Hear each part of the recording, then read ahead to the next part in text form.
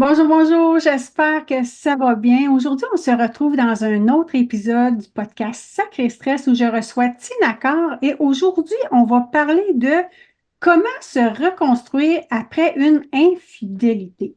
Merci beaucoup, Tina, d'avoir dit oui pour mon invitation. Je suis Tina depuis un bout et j'ai déjà eu affaire aussi avec elle pour m'aider. Et puis, je la trouve très professionnelle, à l'écoute et elle donne vraiment des bonnes manières pour s'aider. Et puis, elle nous respecte beaucoup dans ce qu'on vit. Alors, Tina, Merci de m'avoir invité, Nancy. Ça me fait très plaisir de t'accompagner dans ce podcast. merci beaucoup. Fait que Tina, juste pour dire un petit peu c'est qui, j'ai fait une recherche quand même un petit peu plus Mhm. approfondie. C'est une femme qui est vraiment passionnée aussi par son métier, son vécu, puis elle a travaillé sur 3 continents.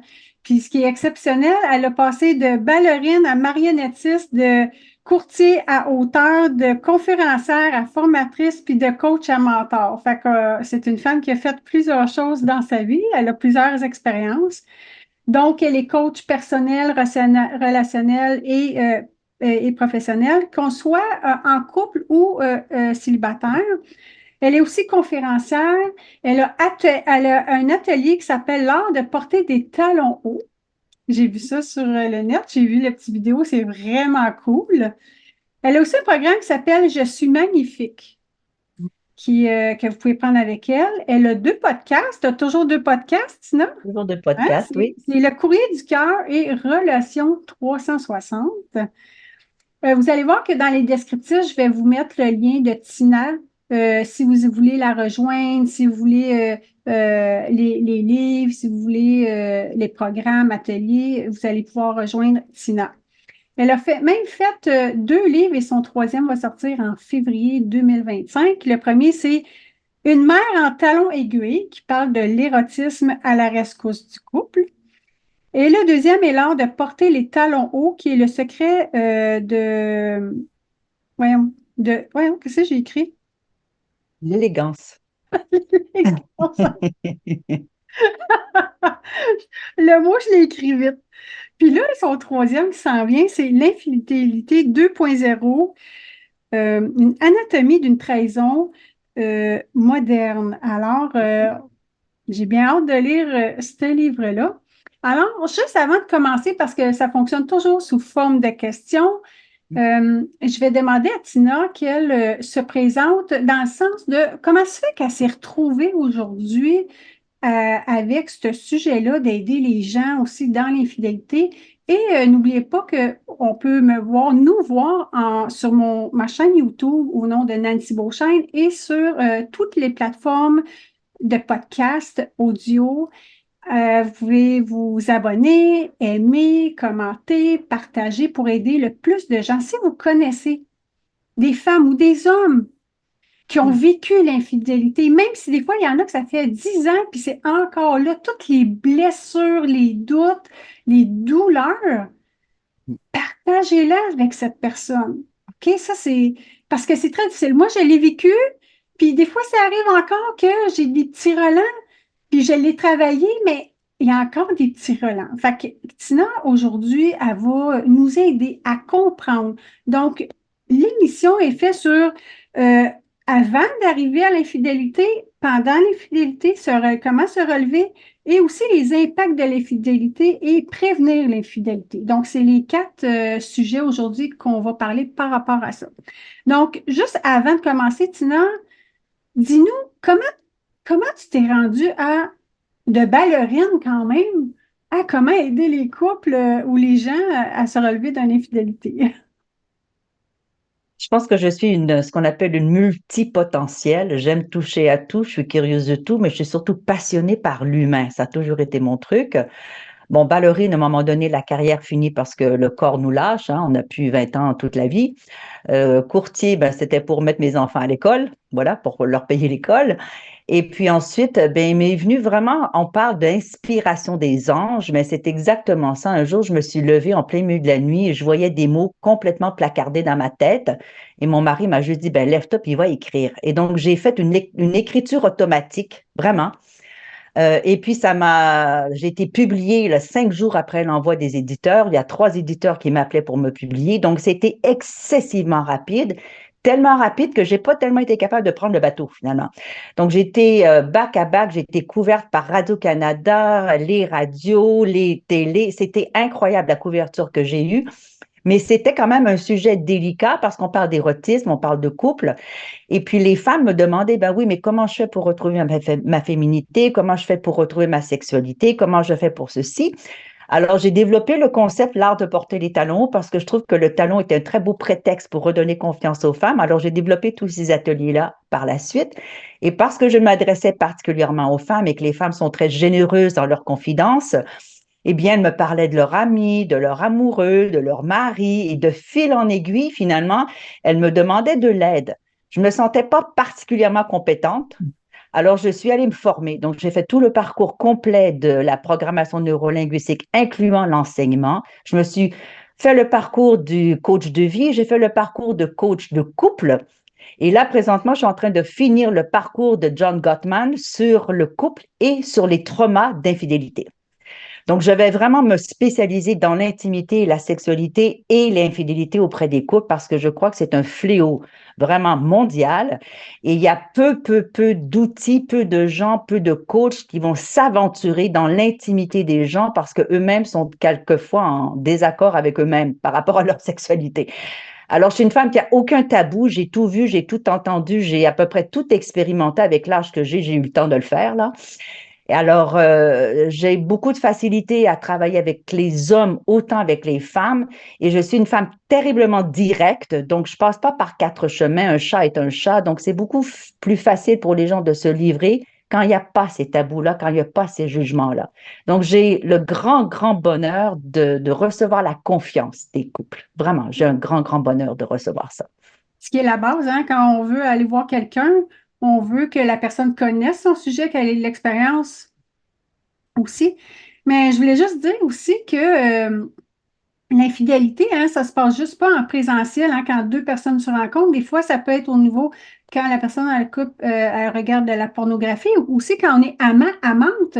Quand on pense que même si on est amant-amante, on a l'exclusivité et que l'autre ne le donne pas, ça aussi, c'est considéré une infidélité.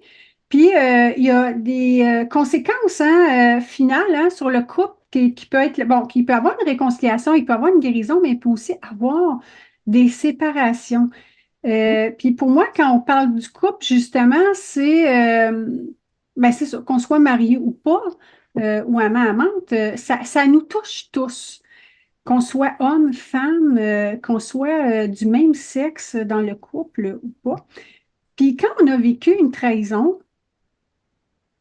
c'est difficile de croire qu'on peut guérir tellement ça fait mal, tellement c'est douloureux, ça vient chercher Quand on est dedans, on n'imagine pas qu'on va s'en sortir, mais on peut s'en sortir. Justement, Tina, elle va nous aider par rapport à ça. Je crois qu'il faut Puis, définir d'abord qu'est-ce qu'une infidélité. oui, c'est ça qu'on va faire OK? dans la première question. Puis, dans ton résumé de livre, j'ai beaucoup aimé ça, c'est qu'il y avait une question essentielle qui est qu'on doit se poser, c'est doit-on et peut-on guérir nos propres blessures et Mhm. celles du couple afin de poser les bases nouvelles de la reconstruction d'un couple nouveau? Donc, est-ce qu'il est préférable de quitter ou de recommencer une autre relation ailleurs? Ça, c'est une grande question. Une grande Mais question. oui, mais là, la première question, mais qu'est-ce que l'infidélité, Tina?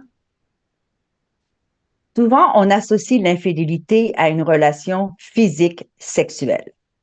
C'en est une. Mais on a, surtout depuis la pandémie, on a les fameuses infidélités émotionnelles. C'est-à-dire qu'on rentre en contact avec quelqu'un sur Facebook, Snapchat ou Reddit ou je ne sais trop quoi, et puis on commence à flirter, on commence à se confier, on commence à dire des choses que normalement on ne dirait pas à quelqu'un d'autre. Donc, il se crée un lien. Alors, on a l'infidélité émotionnelle, l'infidélité physique, l'infidélité spirituelle aussi. Il y a des gens qui tombent dans des relations spirituelles et qui finalement s'attachent l'un à l'autre à ce niveau-là. Alors, pour moi, et je crois même pour beaucoup de spécialistes, l'infidélité, c'est quelque chose qui est fait dans le secret. Si je ne peux pas partager ça avec mon conjoint, ma conjointe, si je ne peux pas livrer les messages, montrer les messages, raconter ce que je fais avec l'autre personne, c'est dans tous les cas, une infidélité. Alors, ça peut être je regarde de la porno en cachette, je chatte avec Nicole sur Facebook. Je vais voir, juste prendre un café avec la collègue de bureau, mais le café se rallonge et je raconte tous mes problèmes de ma femme avec ma collègue. Bon, tout finalement, ce qu'on ne veut pas ou ne peut pas dévoiler, partager avec sa partenaire, son partenaire, est considéré comme une infidélité. C'est le secret, l'infidélité. Mais l'affaire, c'est que il y en a quand même qui réussissent à être des couples où ils acceptent, même s'ils ne savent pas, qu'ils acceptent que l'autre quand même aille voir ailleurs. Fait que dans ce cas-ci, même si l'autre ne sait pas tout, mais qu'elle est consentante, on ne parle pas d'infidélité. Tout le monde, je dis, on est des adultes vaccinés, là. Quand les gens sont consentants, que les paramètres du comportement extérieur au couple est entendu Mm. et tout le monde est d'accord, ben voilà, il n'y a personne qui a rien à dire. Ce Mm. qui blesse, ce qui fait mal, c'est la trahison, c'est-à-dire je ne sais pas et je découvre ou tu m'annonces que quelque chose a été fait dans mon dos sans mon consentement. Mhm. Tu sais, dans Dante, dans l'enfer de Dante, la trahison, c'est le comportement le plus réprimable, le plus dangereux, le plus difficile à supporter, c'est la trahison. Donc, tous les problèmes psychologiques, émotionnels d'un humain, la trahison demeure le plus difficile à surmonter. Donc, c'est pas banal de dire j'ai juste été voir la voisine pour un café. Ce n'est pas banal. Alors, dans ce monde où est-ce que tout est plus facile, on a accès à tellement de gens sur Internet, etc., on croit que c'est, voilà, que c'est pas méchant. Non, c'est une trahison, ça fait mal, mais d'une douleur que seuls les gens qui ont été trahis peuvent avoir une idée à quoi Mhm. ça ressemble. Tant qu'on n'a pas été trahi, on ne peut pas imaginer l'impact et la douleur de ce trauma, parce que ça devient un trauma. Et même les Japonais annoncent même le symptôme du cœur brisé. Oui, j'ai Et entendu. physiologiquement, le cœur, l'organe que nous avons dans le centre de notre poitrine, est brisé. Il y a une faille dans le cœur. Mm. Donc, c'est pas juste psychologique et émotionnel, c'est aussi physiologique, biologique. Mais moi, C'est puissant, là. oui, mais puis l'affaire, ce que je trouve, c'est que la personne qui le fait, admettons, même s'il va prendre un café, il ne voit pas les conséquences de ça. Ils disent, ben non, voyons, j'ai juste parlé avec elle, j'ai juste pris un café avec elle, puis il banalise les effets que ça peut faire, que l'autre, elle n'a pas de raison que ça lui fasse de quoi. Personne va prendre un café avec la collègue ou le collègue puis dit, regarde, mon chéri, ma chérie, après le travail, je vais prendre un café, puis voilà, c'est une bonne copine, puis parfait, il n'y a pas de souci. Hmm. Mais si tu le fais sans me le dire, c'est autre chose. Mais C'est oui, autre c'est chose. ça, effectivement. Parce que là, il y a toute cette manipulation qui va en derrière, parce que là, il faut créer des mensonges, il faut créer des histoires, il faut créer des situations. Donc là, c'est une manigance qui s'installe pour pouvoir s'autoriser justement à aller prendre le café avec la collègue sans que notre partenaire le sache. C'est là où le bas blesse. Oui, effectivement. Puis, à ton avis, est-ce qu'il y a des différences entre les raisons que les hommes ou les femmes font vivre ou vivent l'infidélité? Oui, oui, on n'a pas la même dynamique. C'est-à-dire que les femmes, en général, OK, il y a toujours des exceptions, on s'entend, OK? Là, je parle vraiment de façon générale et c'est documenté. C'est que la plupart du temps, les femmes vont avoir une infidélité quand elles sont insatisfaites émotionnellement. C'est-à-dire quand elles ne se sentent plus désirées, ne se sentent plus aimées, ne se sentent plus, voilà, attentionnées envers leur partenaire. Donc, elle va chercher, ça va prendre un certain temps, hein, elle va chercher à l'extérieur une espèce de validation émotionnelle avant la validation sexuelle. En général, OK, je fais vraiment une généralisation. Les hommes vont plutôt sortir de la relation pour être validés. Validés dans leur pouvoir de séduction, validés dans leur masculinité, validés dans leur sexualité. Donc, ils vont aller beaucoup plus dans ce sens-là et vont être plus prompts à sauter dans le plumard de la nana que l'épouse ou la conjointe dans le plumard de l'homme. Okay? Donc, à la base, finalement, on a tout un manque, une frustration quelque part, mais la femme va mettre plus de temps à tromper son conjoint la plupart du temps, mais l'homme va être plus prompt parce qu'il a ce besoin intrinsèque de se prouver quelque chose, surtout par rapport à sa virilité et sa masculinité. Puis qu'est-ce Et que on tu voit ça disais? souvent dans un moment de la vie où est-ce qu'il perd un peu de plume par rapport au travail ou par rapport à sa progression professionnelle ou par rapport à son entourage d'amis qui sont peut-être plus costauds, Toi, donc, ils vont aller chercher cette validation extérieure. Et ce qui est absolument surprenant, c'est que les femmes vont chercher à tromper leur mari avec quelqu'un qui va leur apporter quelque chose, qui vont les niveler vers le haut, si je peux dire, alors que les hommes vont aller chercher la plupart du temps une personne, une femme qui est souvent moins jolie, souvent moins intelligente, moins cultivée, moins, parce que c'est plus facile d'avoir quelqu'un qui va te valider si elle ne te challenge pas. Mhm. Mais il y a quand même des circonstances de vie où, tu sais, des fois, mettons, on prend la femme où elle est dans sa préménopause et la libido diminue. Quand même, même s'il y a besoin de validation, il y a quand même une certaine situation à l'intérieur du couple que, tu sais, c'est des fois même difficile pour la femme de... Puis lui, il va aller voir ailleurs, mais en même temps, il a besoin de valider, mais c'est quand même... Oui, pour avoir vécu, moi, la ménopause complètement, là, je l'ai vécu back à back. Il y a effectivement une baisse, mais là, bon, là, c'est un autre sujet. On pourrait vraiment savoir que les femmes en préménopause peuvent être accompagnées avec des hormones pour ne pas tomber dans cette baisse de libido-là, là, OK? Donc ça pourrait être tout un autre Oui, sujet. oui, Mais la sexualité, à partir de quelques années, quelquefois c'est 3 ans, 4 ans, 10 ans, 20 ans, 40 ans, ça peut dépendre des couples, là. Mais la sexualité peut venir à être un peu banale. On fait ça un peu le samedi soir après le hockey, là, vraiment ça devient banal.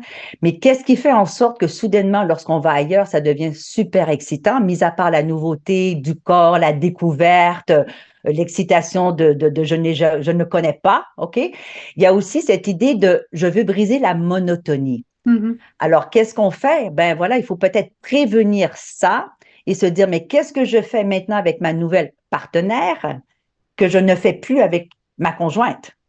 Et c'est souvent ce système de séduction, d'aller en date, de faire des sorties particulières, de s'habiller un petit peu plus coquine. C'est sûr que si j'arrive de travailler alors que je suis, je sais pas moi, DRH dans une compagnie, que je pars de la maison le matin bien sapée, les cheveux bien maquillés, etc., et que j'arrive à 6 heures le soir et que je me mets mon chignon et que je me mets en mou, ben, c'est un peu compliqué. Il faut comprendre que les hommes sont excessivement visuels, mais vraiment ça, il faut le comprendre.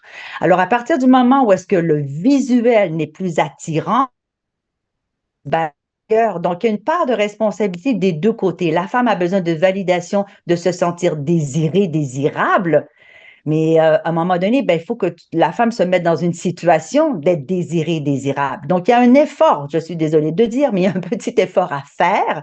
Et souvent, on devient paresseux. Et je crois que la paresse est vraiment l'ennemi du couple sur le long terme.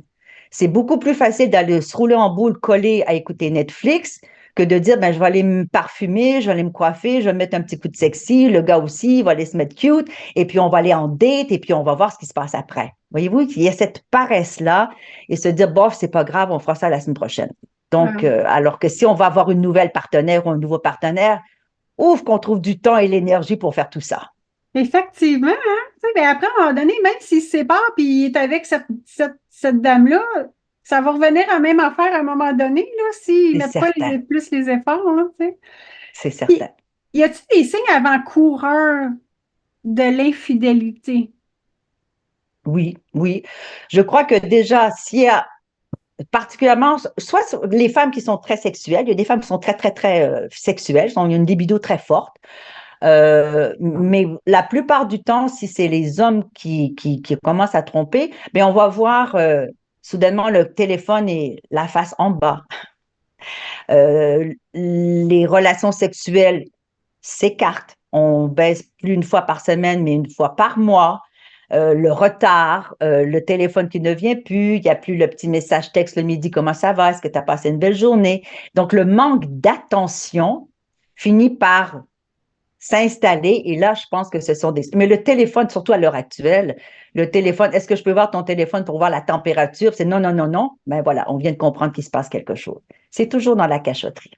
Mais oui, c'est ça. Puis je trouve, puis même, tu sais, quand on voit ça, des fois même, tu sais, on peut se poser des questions, je me fais-tu des idées? Tu sais, des fois, même quand on a vécu ça, là, on met des doutes, tout ça, puis là, on se dit, ah, coudonc, c'est vrai ce que j'ai vu, je me fais-tu des idées, hein? Mais tu sais, c'est quand même, s'il y a une différence, il y a une différence. Il y a quelque chose qui s'est passé qui fait que il y a quelque Mais chose. je crois qu'un bon indicateur, surtout pour le mâle, si je peux dire, là, l'énergie masculine, qu'elle soit chez la femme ou chez l'homme, là, l'énergie masculine, la testo, là, finalement, lorsque quelqu'un n'a plus envie d'avoir de relations intimes avec son partenaire, ben, soit que c'est parce qu'il y a d'infidélité avec quelqu'un d'autre ou avec la pornographie. Hmm, quand même, hein? Oui. Puis, est-ce que tu penses qu'il y a des croyances personnelles et de la société qui influencent justement notre perception de l'infidélité? Précise ta question. Est-ce qu'il y a des croyances personnelles? Tu sais, les femmes, les hommes qui vont te voir, c'est quoi les croyances personnelles souvent qu'ils ont de leur perception de l'infidélité? Ben, ça dépend, c'est vraiment culturel, hein. C'est culturel puis c'est éducationnel, là. C'est-à-dire qu'il y a des gens qui vont dire, bon, ben, c'est pas grave, j'ai juste sauté la voisine, ça a duré une fois, puis ça n'a pas d'importance, OK? Il y en a qui vont dire, ben, si simplement tu fais un bisou à quelqu'un, bien, je demande le divorce. Donc, ça dépend vraiment de comment la personne perçoit. Alors là, je crois que c'est vraiment, vraiment personnel. Et il y a des modèles nouveaux qui s'installent. J'écoute vraiment Esther Perel qui, elle, se dit, bon, ben voilà, l'infidélité, c'est pas la fin du monde. Peut-être que simplement, il faut juste reconstruire un nouveau couple, reconstruire un nouveau couple. Donc, moi, je dis que dans un couple, l'infidélité doit être peut-être adressée au début de la relation, puis de dire comment est-ce que toi, tu vois l'infidélité et quel impact ça aurait sur notre couple, quelles seraient les conséquences sur notre couple. Parce que le modus operandi d'un couple appartient au couple. Que la société ait certaines influences, certains laxismes, certaines tendances, oui et non. Mais chaque couple doit établir ses paramètres et les conséquences si on dépasse ces paramètres-là. Et je Effectivement. crois que ça, c'est fondamental. Et on ne le fait pas au début d'une relation. Non. Puis, qu'est-ce qui arrive quand on parle de ça, puis que la personne, homme ou femme, a beaucoup trompé avant, Hmm? puis que là, qui dit, OK, ben là, non, non, non, ça va pas être comme ça pour toi. Est-ce que toi, ça serait quand même un red flag de dire, tu sais, t'as beaucoup trompé avant, ou la personne, elle peut avoir changé, ou c'est quelque chose qui reste en nous d'être infidèle. Il y a deux écoles de pensée. Il y en a qui disent un cheater is always a cheater, comme on dit en anglais. Moi, j'y crois pas. Moi, j'y crois pas. Moi, je crois que dépendamment du parcours de quelqu'un, quand on a 20 ans, 30 ans, 40 ans, 50 ans, 60 ans, on veut dire le parcours est différent, on évolue, on change, on comprend des choses, on s'attache à des personnes de manière différente. Par contre, il y a des personnes qui ont des prédispositions à l'infidélité, peut-être parce qu'il y a un manque profond chez elles et peut-être qu'il faut aller voir le manque profond d'insécurité, d'immaturité émotionnelle, de manque de régulation des impulsions sexuelles. Donc, il y a un travail à faire sur soi pour dire, est-ce que j'ai une tendance à ne pas être capable de contrôler mes impulsions? Là, il y a un petit souci. Est-ce que j'ai une immaturité émotionnelle, c'est-à-dire que je ne peux pas me reprendre en main pour dire, regarde, je comprends que je peux avoir ces désirs, mais je suis assez mature pour dire, je vais les canaliser ailleurs. Donc, il y a beaucoup de facteurs qui peuvent influencer effectivement si quelqu'un va récidiver ou pas. Et une infidélité, c'est jamais, jamais un accident. Je suis désolée, on ne rentre pas quelque chose en soi par accident. On tombe, voilà, on tombe pas dessus par accident, OK? Donc, une volonté, c'est un choix délibéré de tromper quelqu'un. C'est un choix. Ouais. Même si, parce que j'ai déjà vu des vidéos où ils disaient, oui, mais tu sais, j'étais complètement bourrée, je savais plus qu'est-ce que je faisais. C'est une excuse. On n'est jamais assez bourré, à moins d'être V-I-O-L-E-R, là, par quelqu'un alors qu'on est totalement inconscient. Là, ouais. c'est même plus une infidélité, tu vois. Mais quelqu'un qui soit tellement bourré, qui n'a même pas conscience qu'il est en train de faire quelque chose de cette nature, je suis désolée, j'achète pas du tout. Je OK. n'achète pas du tout. C'est On bon, sait ce c'est qu'on bon. fait. Quand on baisse son pantalon, là, on sait ce qu'on fait. Super. S'il y en a qui ont des commentaires ou des questions, mettez-les dans les commentaires. S'il y a des questions, puis que, parce que c'est quand même préenregistré, ben, soit Mm. vous pouvez rejoindre Tina hein, pour vous aider ou vous répondre, ou soit je vais lui donner les questions que vous avez mises dans les commentaires. Fait Je que vais là, donner un petit exemple. Je vais donner un petit exemple. Excuse-moi de t'interrompre. Je vais donner un petit oui, exemple. Tu sais, le fameux party de bureau. oui. OK? Parce que c'est dans les bureaux où il y a le plus d'infidélité. C'est au OK. travail, fidélité. OK? Donc, le fameux party de Noël où est-ce que je suis un peu bourrée, puis je vais aller chercher mon manteau au vestiaire, puis elle m'a frôlé, puis j'ai pas pu résister. Ben, je suis décidée. Il y a un moment où est-ce que, voilà, il y a ce moment-là. Est-ce que j'y vais ou j'y vais pas? C'est là que ça devient un choix. C'est ça que je veux dire. Il y a toujours cet instant où est-ce qu'on se dit, est-ce que je fais ou je fais pas? Est-ce que je me laisse aller ou je me laisse pas aller? Est-ce que je me laisse tenter ou je me laisse pas tenter? C'est un choix. Je répète, c'est un choix. Il n'y a pas d'accident. C'est ça, ça peut aller vite, là, tu sais, sur un moment. Tu sais, il y en a qui s'est réfléchi sur, ça peut être le temps de la soirée, mais ce moment-là, il peut être comme, mon Dieu, faut que je réponde vite à la situation ou pas, là. Donc, si on continue dans cet aspect-là, est-ce que tu dirais que, quand même, moi, j'ai eu un ami qui disait, ouais, mais moi, j'ai trompé ma femme, mais je l'aime. Je l'aime pareil, tu sais.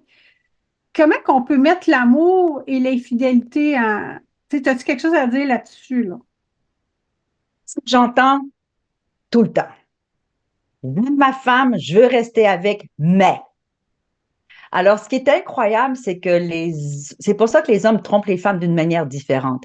C'est parce que les hommes ont une capacité, et je fais une généralisation aussi encore, OK? On s'entend que c'est pas tous les hommes, il y a toujours des exceptions. Mais généralement, les hommes ont la capacité de créer une vie parallèle,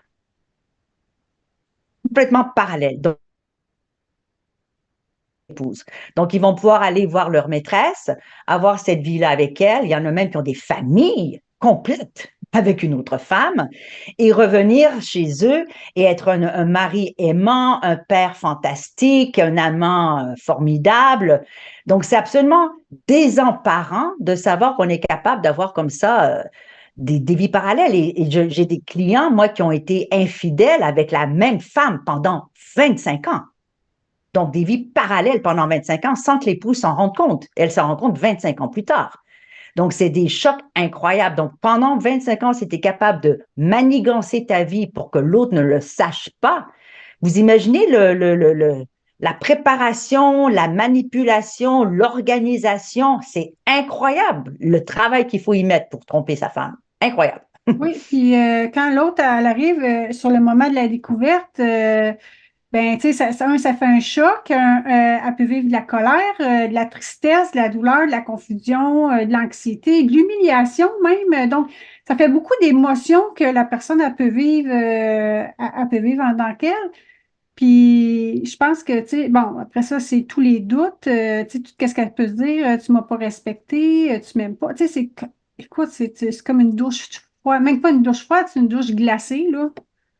C'est descente dans l'antre de l'enfer. Oui, C'est l'antre de l'enfer parce que tout à coup, le monde qu'on s'est créé est explosé. Le couple qui était n'existe plus. Là, il faut mettre ça en tête dans les gens. Le couple qui existait n'existe plus. Il est terminé, ce couple-là. La personne qui était avant l'infidélité n'existe plus non plus. Alors là, la personne qui est victime d'infidélité se remet elle-même en question, mais qui suis-je moi pour ne pas avoir reconnu cet homme? Si on prend cet exemple-là juste pour nous faciliter la conversation, je n'ai pas reconnu cet homme-là. J'ai vécu avec lui 1 an, 2 ans, 50 ans avec lui, et cet homme que je ne connais pas. Donc, elle se met, la victime, dans une situation de culpabilité, de dire, mais comment est-ce que j'ai pu me laisser avoir comme ça? Donc, elle se remet elle-même en question de ne pas avoir été capable de détecter ceci et d'avoir subi ça sans même avoir eu l'ombre d'un doute. Donc, elle met en cause ses compétences, sa façon de regarder le monde, la façon de regarder les hommes, son homme, regarder sa famille, regarder ce qu'elle a construit. Donc, c'est vraiment le château de cartes qui est complètement mis à terre. Donc, la personne qu'elle était avant n'est plus, le couple qui était avant n'est plus, et pendant l'infidélité, le couple qui est différent, la personne fidèle et infidèle ne sont plus les mêmes, donc il faut déjà faire le deuil du couple avant, du couple pendant, avant de reconstruire le nouveau couple. Vous voyez, il y a beaucoup, beaucoup de deuil à faire avant de pouvoir dire je vais reconstruire quelque chose ou pas. Ben oui, parce qu'après ça, ben, tu sais, la confiance, je veux dire, c'est difficile à reconstruire, là. La confiance, c'est comme moi, je vois ça comme une analogie, je vois ça comme un seau d'eau. OK? Remplir un seau d'eau goutte à goutte, c'est comme ça qu'on construit la confiance. Mais pour la briser, on donne juste un coup de pied dans le seau d'eau, puis c'est terminé. Quelle belle analogie. Donc, il faut reconstruire le goutte à goutte. Et Ah, ça peut prendre 1 an, 2 ans, 3 ans, 5 ans, 10 ans, 20 ans à reconstruire la confiance en quelqu'un. Ça va dépendre comment l'autre permet justement cet apprentissage de la confiance. Alors, quand on veut reconstruire cette confiance-là, comment qu'on fait? Ben voilà, les infidèles sont pas très contents là, quand je leur dis ça, mais je suis désolée, tous les mots de passe, tous les sites, tous les téléphones, tout doit être mis à la disposition sans aucune censure à la victime. Alors, mon chéri, donne-moi ton téléphone que je fouille, ben, tu le laisses fouiller dans ton téléphone. That's it. C'est pas évident pour quelqu'un qui est infidèle parce que les messages qui ont été deletés, maintenant on peut les retrouver. Bon, il y a plusieurs manières d'aller rechercher toutes ces informations-là. Montre-moi sur le site sur lequel tu étais, quel était ton profil, comment les conversations. C'est très, très, très, très difficile tout ça, là. Hein? Mais sans cette vérité, le doute va toujours subsister. Toujours.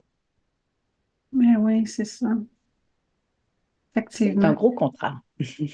Oui.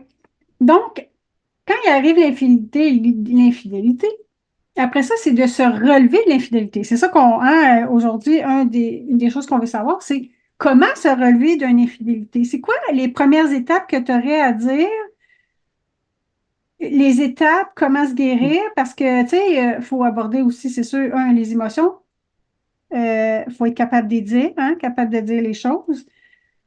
Comment qu'on fait, sinon? La première chose, et c'est souvent ce qui manque au départ, c'est d'avoir totalement la vérité. Alors souvent dans une infidélité, la vérité sort au compte-gouttes.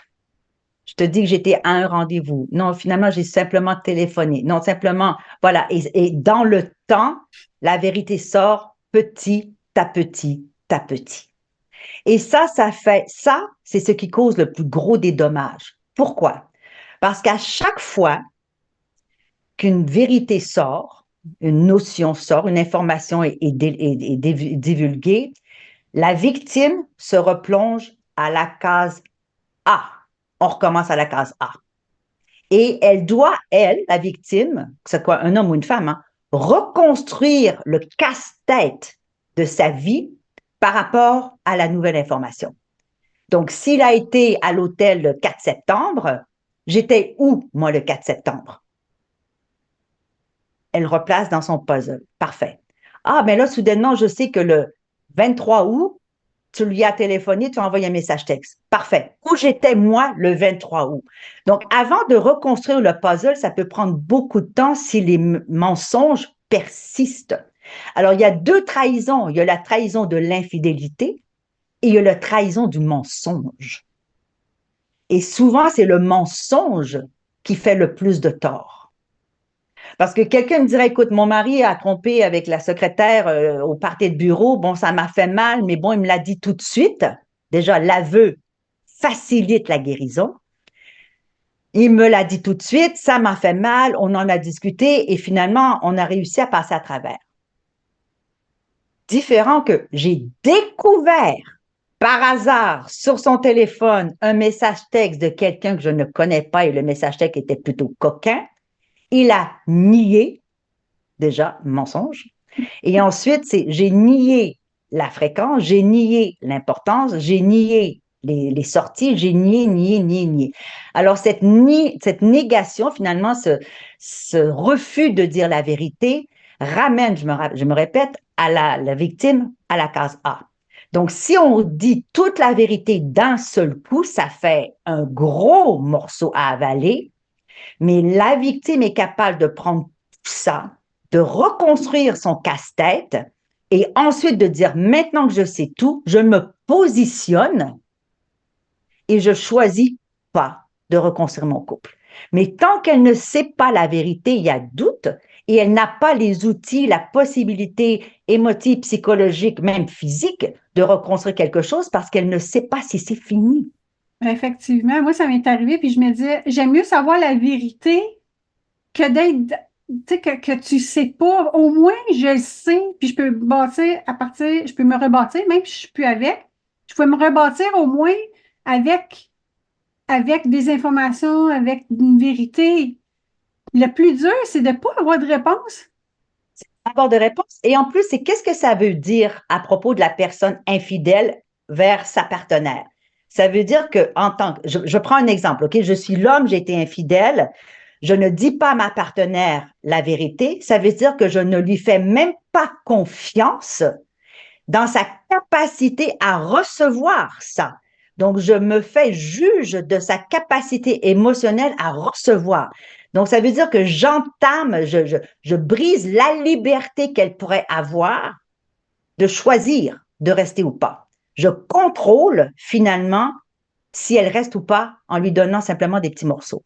Donc, c'est une confiance qu'on n'accorde pas à sa partenaire de dire, tu n'es pas capable, je ne veux pas te faire de mal, l'excuse que j'ai tout le temps, je ne voulais pas lui faire de mal en lui disant toute la vérité. Ça veut dire que, ben voilà, tu ne lui fais pas confiance. Elle est capable de l'apprendre puisque c'est ce qu'elle te demande. Certaines personnes vont dire, je ne veux rien savoir. Tu as été infidèle, zip, parfait, je veux rien savoir. Mais la plupart du temps, surtout les femmes, parce qu'on est curieuses comme des blettes, on veut savoir qui, où, comment, quelle couleur, de quelle manière, dans quelle position, dans quel... On veut tout savoir. Alors, est-ce que c'est nécessaire? Peut-être que oui, peut-être que non. OK? Mais si la personne le demande, ben, je suis désolée, Coco, là, ben, tu dois avouer tout ceci parce qu'elle a besoin de tout ça pour se reconstruire. Et tu n'es pas là pour juger ce dont elle a besoin ou pas. Tu n'es absolument pas en droit d'exiger qu'elle décide, que tu décides pour elle ce qu'elle doit avoir ou savoir et surtout combien de temps qu'elle aura besoin. Je Oui, suis désolée, tu es hors du dossier. ouais, j'ai un de mes amis, il disait, ben, à quoi ça va te servir, tu sais? C'est, je veux savoir pour être capable de passer à... C'est ça, hein, on est tous différents, mais comme tu dis, Oui. peut-être que les femmes, on aime plus savoir... Le danger qui peut arriver, puis là, moi, je le vois avec mes clients, là, je le vois, je me dis, est-ce que vraiment le savoir complètement, qu'est-ce que ça va te faire par rapport à ton estime de soi? Si tu sais que, je dis n'importe quoi, là, si tu sais que la nana était plus audacieuse, disons ça comme ça, ou si la nana était mieux foutue, elle avait un triple Z au lieu d'avoir un double A, tu vois, comme bonnet, est-ce que ça va vraiment t'aider ou pas? Donc, à un moment donné, je crois qu'il y a des questions qui sont plus justes et plus meilleures, si je peux dire, pour la guérison. C'est plutôt des questions comme où est-ce que j'étais dans ton cœur pendant que ça se passait? Est-ce que tu n'as jamais pensé à moi pendant ce temps-là? Qu'est-ce que ça t'a apporté que je ne peux pas t'apporter? Toi, c'est plus des questions intéressantes pour amener le couple à guérir que de quelle couleur était son string. Tu vois? Oui, oui, effectivement, je suis d'accord avec toi parce que sinon, juste savoir le string, ça apporte pas une évolution pour grandir vers une réconciliation ou vers Et ça crée des images ouais. dans la tête de la victime qui va se faire un cinéma parce elle va reconstruire toute la scène, OK? Parce que les femmes sont extraordinaires à ça. Il est rentré à telle heure, par telle porte, il a fait telle chose dans telle position, dans telle chambre, il est allé à la cuisine, il a pris un verre de vin, il a recommencé, il l'a flatté. Voilà, elle se fait tout un cinéma qu'elle va ressasser, ressasser, ressasser, ressasser, ressasser. Donc, je me dis toujours quelles questions sont les mieux. Donc, Esther Perel, d'ailleurs, a fait une liste de questions absolument, vraiment, vraiment valides là, par rapport à ça, pour éviter justement les détails coquins qui sont pas Hmm. nécessairement utiles pour se dégager finalement de cette obsession, parce que l'idée devient obsessionnelle, de dire, elle était dans cette position, elle a fait ça que je ne pouvais pas le faire, elle lui a fourni ça que je ne peux pas le faire, bon, etc., etc., etc., tu vois. Et en plus, c'est qu'on colore, on met ça en Dolby Stereo HD, tu vois. Oui, oui, c'est ça. Cette liste-là, est-ce qu'on la retrouve sur le net ou simplement si on est avec toi, c'est toi qui nous poses ces questions ou Ben non, on peut les retrouver sur le net si on fait le travail tout seul, mais moi, j'ai une liste de questions aussi pour pouvoir amener, mais ça dépend de chaque couple. Il y a des couples vraiment, comme tu dis, c'est du cas par cas. Qu'est-ce qui est utile? Et là, on va vers ce qui est utile pour le couple. Si ce n'est pas utile, parce que je parle pas de bon, mauvais, négatif ou positif, c'est pas nécessaire, mais qu'est-ce qui va être utile à la guérison et qu'est-ce qui ne l'est pas?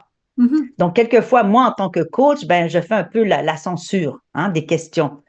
Est-ce que c'est vraiment nécessaire? Qu'est-ce que ça va t'apporter de savoir ça? Bien, ça va m'apporter X, Y, Z. OK, parfait, on pose la question. Ah Si oui, ça m'apporte A, B, C, ben, c'est peut-être pas utile pour toi. OK? effectivement. Donc, un coach va servir à ça, c'est-à-dire de diriger finalement la conversation, parce que la conversation entre les conjoints, c'est pas toujours facile. Donc, on dirige un petit peu la conversation pour que les échanges soient constructifs et non pas destructeurs. Oui. Puis on veut pas que ce soit plus destructeur que ça l'est déjà. Non, pas vraiment, non. Puis tu dirais comment qu'on fait pour reconstruire une confiance, une estime de soi ou Donc, c'est deux choses changer? très différentes. Donc, l'estime de soi, il faut comprendre, il faut partir du principe qu'à partir du moment, particulièrement, là, OK, si la femme est trompée, l'estime de soi vient de tomber dans les talons. Je me sens moche, je me sens incompétente, je me sens insuffisante, je me sens pas sexy, je me sens trop vieille, trop moche, trop grosse, trop bleue, trop verte, trop jaune. OK? Donc, pas assez, trop, pas assez, trop. Donc là, il s'installe une espèce de comparaison. C'est pour ça qu'il faut faire attention aux détails. Une comparaison et se dire, bon, ben, comment ça se fait que je ne suis pas suffisante? Mhm. Pourquoi je suis si incompétente pour qu'il ait eu besoin d'aller voir ailleurs? OK? Donc Effectivement. là, il faut pouvoir distinguer l'incompétence, l'insuffisance à des besoins et des désirs qui sont en dehors de la compétence et du suffisant. OK? Il faut vraiment pouvoir distinguer les deux. Alors, ce sentiment d'insuffisance et d'incompétence, c'est l'estime de soi qui est ravagée. Donc, on doit reconstruire parallèlement au couple l'estime de soi de la femme ou de l'homme qui a été trompé. Oui, parce que Et c'est ça, pas c'est parce... un travail. Oui, puis c'est pas parce que toi, tu étais insuffisante ou incompétente. C'est les raisons, lui a ses raisons propres. Des fois, c'est même pas ça. Fait que ça veut pas dire que c'est nous qu'on était poches ou, tu Alors là, il sais, faut vraiment mettre ça clair, clair, clair dans la tête des gens qui ont subi l'infidélité. Ce n'est jamais, et là je souligne, je stabilote 4 fois, ce n'est jamais la faute du ou de la partenaire que la personne soit partie ailleurs. Jamais, jamais, jamais. Donc il faut enlever, il faut débunker cette culpabilisation parce que ce n'est jamais, jamais, même si la nana ne veut pas faire les fantasmes du mec, même si, peu importe la raison, elle a engraissé, elle a maigri, elle a vieilli, elle est fatiguée, elle a les enfants. Tous les hommes qui sont en couple ne prennent pas cette solution lorsque ça va mal à la maison. Tous les hommes ne prennent pas cette décision lorsqu'ils tombent dans la crise du démon, la fameuse crise du démon du midi. Il y en a qui vont aller valider leur virilité en s'achetant une Porsche, d'autres qui vont aller faire du bénévolat, d'autres qui vont aller faire du bungee, d'autres qui vont aller courir un marathon, d'autres qui vont aller faire des choses pour se valoriser, se valider dans leur masculinité, leur virilité. Donc, ce n'est pas vrai que c'est à cause de la conjointe que les hommes sautent la clôture. Là, les femmes, vraiment, là, vraiment, il faut que vous preniez ça en compte. Ce n'est jamais, jamais de votre faute. Jamais. C'est un choix délibéré que la personne fait, qui aurait pu OK. faire d'autres choix d'ailleurs. Ben, je suis contente que tu dises qu'il y a d'autres choses que l'infidélité parce que c'est souvent ça qu'on entend. Donc, tu sais, tu peux nous faire voir, tu sais, la personne la femme qui nous écoute, au moins, elle peut dire, ah, OK, ben ça peut être un des effets, là, de, On revient souvent à dire, oui, mais ma femme ne voulait pas, par exemple, faire tel fantasme. oui, OK. Alors, moi, je pose la question à l'homme. De quelle manière est-ce que tu lui as amené la proposition? Parce que tout est dans l'art et la manière. Quand on amène des fantasmes, que c'est souvent ça, elle ne voulait pas faire la position de la levrette, je prends quelque chose de très simple, OK? oui, C'est souvent autre chose, là, OK? Mais elle ne voulait pas faire la levrette. Alors, je vais demander à la conjointe, mais qu'est-ce qui fait pour toi? Qu'est-ce qui est difficile de faire la levrette? Et lorsqu'on se rend compte, par exemple, je donne un exemple, bien parce que dans cette position, je me sens humiliée. Ah, OK. Donc, c'est pas que tu veux pas faire la levrette, c'est parce que le ressenti que tu as par rapport à ce fantasme-là te fait sentir humilié. Donc, on va aller travailler l'estime de soi dans cette position-là et on va aller travailler chez l'homme qu'est-ce qu'il trouve de sexy, entre autres, dans cette position-là et comment il peut amener sa conjointe vers ça. Et ça peut être un autre moment de découverte, une autre façon de retrouver une intimité nouvelle. C'est toujours dans la bienveillance, c'est super. Alors que la plupart du temps, les hommes, je suis désolée, là, je ne veux pas être sexiste, mais c'est parce que c'est des patterns qui reviennent tout le temps. Ils vont voir des choses sur la porno, et puis là, ils vont ramener ça au lit, mais de la manière que la porno leur a enseigné. C'est-à-dire avec imposition, force et souvent avec violence. Ben, je suis désolée, la nana qui n'a pas envie de ce fantasme-là, elle ne l'acceptera pas. Donc, elle va fermer et l'homme, ben, à force d'être frustré de ne pas pouvoir le faire, va aller chercher quelque chose ailleurs, une autre nana qui va le faire, parce qu'il y en a toujours une qui veut le faire. Il y en a toujours une. Mais s'il l'amenait au contraire vers sa conjointe, son fantasme d'une manière bienveillante, y aller à petit, de quelle manière, chérie, t'aimerais qu'on amène ça, qu'il y ait un peu de patience et d'amour dans tout ceci, eh bien, je suis désolée, un couple uni, ça peut vivre tout. Je veux dire, si tu as envie de te faire pendre par les pieds sur la tour Eiffel, c'est possible. C'est juste comment est-ce que tu vas m'amener jusqu'en haut, tu vois? C'est ça l'idée, là. Hein? oui, c'est ça. Puis, ça peut être aussi, je pense à ça, tu sais, physique ou dans le sens que le monsieur est membré d'une certaine manière, mais que, tu sais, dans telle position, ça fonctionne pas du tout à l'intérieur de la femme, puis la femme, elle se sent pas bien. Puis des fois, Mhm. il y a des femmes, là, ils disent pas, oui, mais ça me fait mal, oui, mais j'aime pas ça. Ils vont pas en parler, fait que là, il va dire, ils vont faire ça, mais le gars, il sait pas plus, parce qu'il y a aussi, je pense, une question des femmes où euh, elles ont de la difficulté aussi à dire certaines choses aussi. Je crois, moi, je le vois, les couples ne se parlent pas. C'est incroyable. Ils ne parlent pas de leur sexualité, ils ne parlent pas de leurs fantasmes, ils ne parlent pas. Tu sais, j'ai des femmes, moi, qui ont 60 ans et qui n'ont jamais connu d'orgasme de leur vie. OK? Puis ils sont 30 ans avec leur époux. Ils n'ont jamais connu d'orgasme. Puis ils disent, oui, mais il ne fait pas ça comme il faut. Ben, peut-être que si on éduquait nos partenaires à devenir l'amant que nous souhaitons qu'ils soient. Je veux dire, c'est au même titre que l'amant peut amener la partenaire à être l'amante qu'il désire avoir. C'est une question de communication. Si le gars s'obstine pendant 50 ans à faire un cuni du côté gauche et que finalement un quart de pouce à droite, ça fonctionnerait, ben, qu'est-ce qui fait en sorte que la femme ne lui dit pas? Donc, une espèce de pudeur, fausse pudeur d'ailleurs. Mhm. Et moi, je trouve ça toujours un peu rigolo parce que finalement, on échange l'hypothèque, les enfants, on fait pipi devant notre partenaire, veut dire, on se promène tout nu, mais on leur dit pas, ben, un quart de pouce à gauche, ça serait mieux. Toi? Effectivement, je pense qu'il faut mélanger aussi la curiosité, hein, aller voir plus loin. Tu sais, ça peut être peut-être un thérapeute sur comment faire l'amour, tu sais, ou rétablir. Des fois, c'est sûr, bon, il peut avoir de la pornographie, mais moi, je vois la pornographie comme ça peut être comme. C'est pas nécessairement bien si tu le transposes puis tu essaies de faire pareil, mais si tu dis, hey chérie, ça, j'aimerais ça qu'on essaye ça. Tu sais, ça peut des fois peut-être amener des idées aussi ensemble, si on le fait ensemble. Moi, je sais que c'est quelque chose que j'ai expérimenté. Puis Mhm. c'était vraiment cool parce qu'on se dit, hey, on fait tout ça. Puis, mais c'était bien fait par contre. Tu sais, il y avait un respect, mais c'est sûr que si tu essaies de transposer sans en parler avec l'autre. Ben, moi, je suis vraiment torsionné là, avec la pornographie. Là. Vraiment, de toute façon, c'est mon cheval de bataille depuis 10 ans, la pornographie. Là, j'ai beaucoup de misère avec la pornographie. Moi-même, j'ai fait exactement ce que tu as fait. Il y a une quinzaine d'années, on a exploré la pornographie pour voir effectivement un petit peu des idées, etc. Bon, j'ai des amis sexologues qui recommandent de regarder la pornographie en couple. Euh, Maintenant, avec le recul, avec l'expérience, avec le temps, avec ma pratique, je me rends compte que la pornographie fait beaucoup plus de dommages que de bien. OK. Pourquoi? Parce que dépasser finalement la curiosité de dire, ah, on pourrait peut-être faire ci, on pourrait peut-être faire ça, l'idée de regarder ensemble quelqu'un baiser une autre femme, parce que les mâles dans la pornographie, on s'entend qu'on les voit presque pas. On voit la femme être baisée. On s'entend là-dessus, là. Donc, c'est un fantasme masculin. Hmm. D'accord? Donc, regardez ensemble, parce que l'homme se projette dans l'acteur pornographique, direct, hein, il se projette directement là, okay, là. Donc, ça veut dire que je suis à côté de toi pendant que tu t'excites à regarder, à te projeter baiser une autre femme que moi.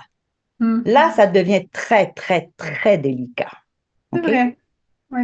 Donc, moi, j'ai beaucoup de bémols avec la pornographie, d'autant plus que la façon dont la pornographie a évolué, maintenant, il faut comprendre, puis ça, c'est documenté, là, je l'écris dans mon livre, c'est documenté, 87% de la pornographie inclut de la violence verbale, physique, psychologique.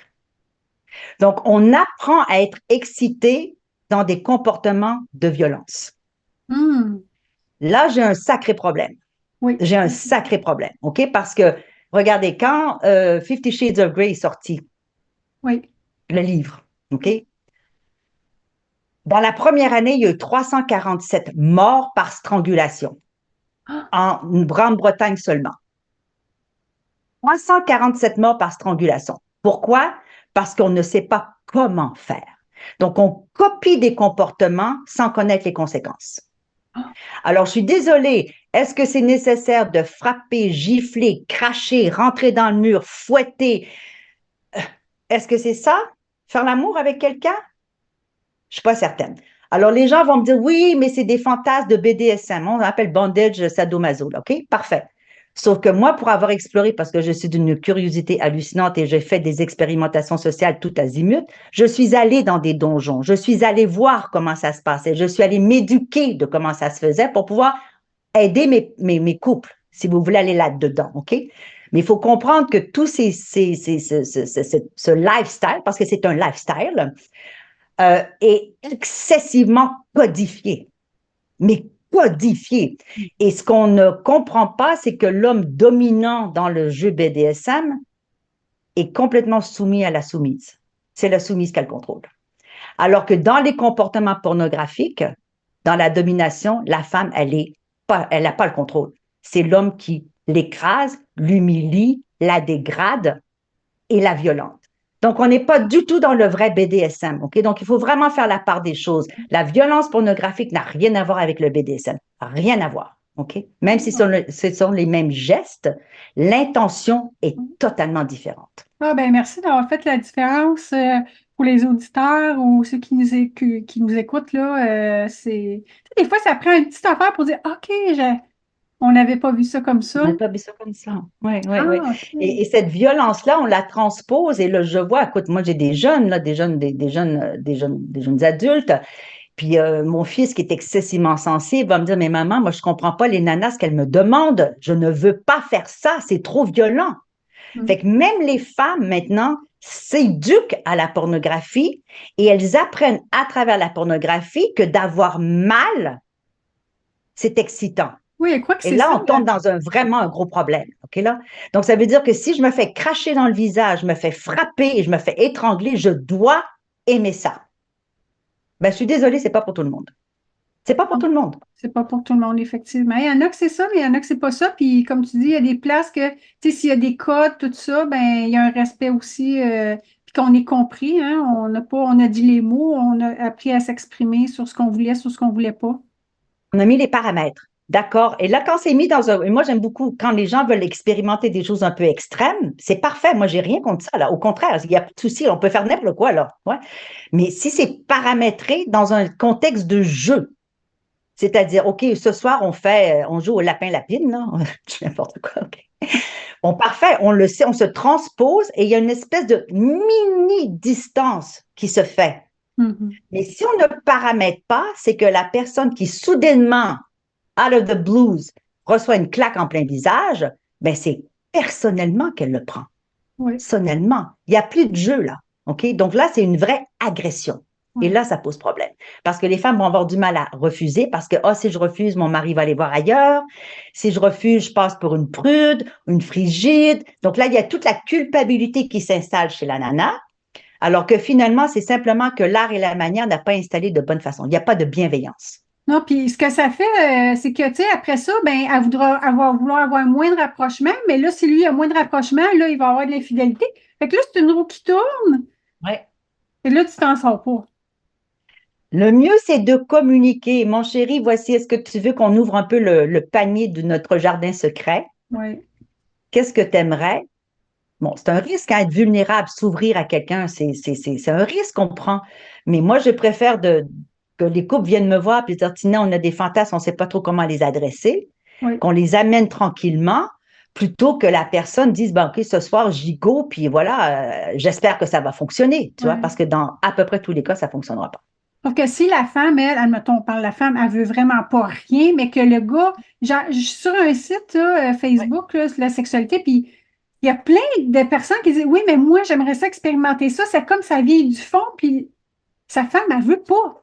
Mhm. Mais qu'est-ce qu'on fait avec ça? Parce que là, il y a des chances que l'autre personne elle aille ailleurs. Si ça vient tellement un désir profond, là, à un moment donné, on ne peut pas empêcher ça. Non, et c'est là que je remets en cause la, la pornographie. Est-ce que sans pornographie, est-ce que ce désir-là persisterait? Et pour avoir accompagné des hommes à se retirer, vraiment à cesser toute consommation de pornographie, Mhm. les fantasmes extrêmes, extrêmes qu'ils pouvaient avoir se sont effacés avec le temps.